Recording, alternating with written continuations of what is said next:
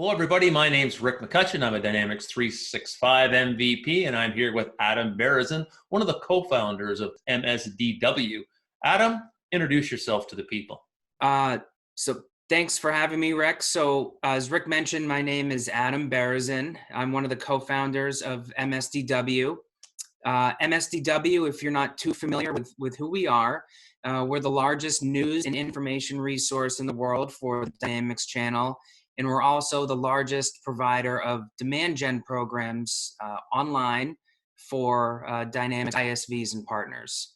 And you say that you're sort of a news outlet.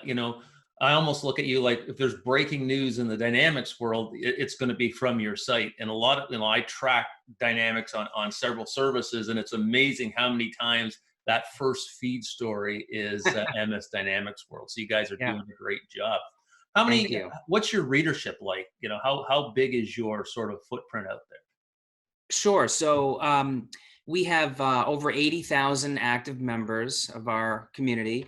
About 70% of those are executives in the Dynamics channel. So we target a much different audience than some of the other forums out there. We're really a professional news publication. We have several dozen writers and professional editors that work with us. And as I said, we mainly write for those decision makers and decision influencers in the dynamic space. And I notice a lot of your articles are really business based, less so than technical based. And I know there's some technical Yep. things that go up there, like you have some portal webinars and things like that. But for the most part, it's the business of dynamics, and I think that's why I enjoy it so much. So Adam, let's talk a little bit about the changing world we're in, and it doesn't look like we're going to have a lot of trade shows in 2020. So I think your platform is really going to become important for the Dynamics community and getting content out there. So talk a little bit about the content that you build for systems integrators and Sure. ISVs. Sure. So yeah, we've always been in the unique position where we, really kind of cornered the market as far as online demand gen programs go, and we've always been a virtual business. So we've always sort of been the differentiating factor in the space between kind of the traditional marketing outlets that some ISVs and partners choose to use. But as far as sort of where the shift is going in marketing, what we're seeing now with everybody working remotely, I don't think that's going to change anytime soon. And even if it does, I think the ultimate fundamental landscape in terms of how ISVs partners choose to market is also going to change. I don't think the trade show market is going to recover quickly from this. And that's why we've seen, more of an influx of ISVs and partners coming to us now to do marketing campaigns.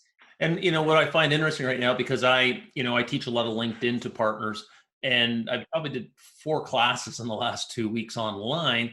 And what I'm telling partners is, the people you're trying to get to are really, in a captured audience right now. They're in front of their computers, and they're taking in a lot of content. They're watching a lot of video. They're, reading articles. They're listening to podcasts. So if you're trying to reach somebody, this is the time to do it.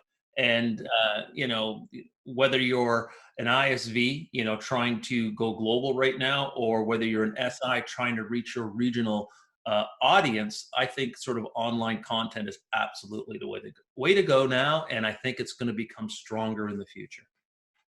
I would agree. I think, one of the things that we've done a really good job of is providing organizations in the dynamic space, customer organizations, with content that pertains to the different stages of the buying cycle that they're currently in. And I think, from an ISV and partner standpoint, it's, as you mentioned, and I totally agree with this, it's going to be even more important for them to come up with this content, create this content that reaches these prospects in the exact right moment. It's always been important to do that, but once again, given sort of the fact that everything is really shifting online, it's going to be even that much more critical that they have that type of content in their arsenal. And I think that content really should include videos, podcasts, other downloadable content like white papers and case studies, and then lots of the things that you do as well from a branding perspective through social media, especially LinkedIn. So Adam, thank you very much for spending time with us today. And we look forward to talking to you in the future about what's going on at MS Dynamics World. You bet. Thanks for having me.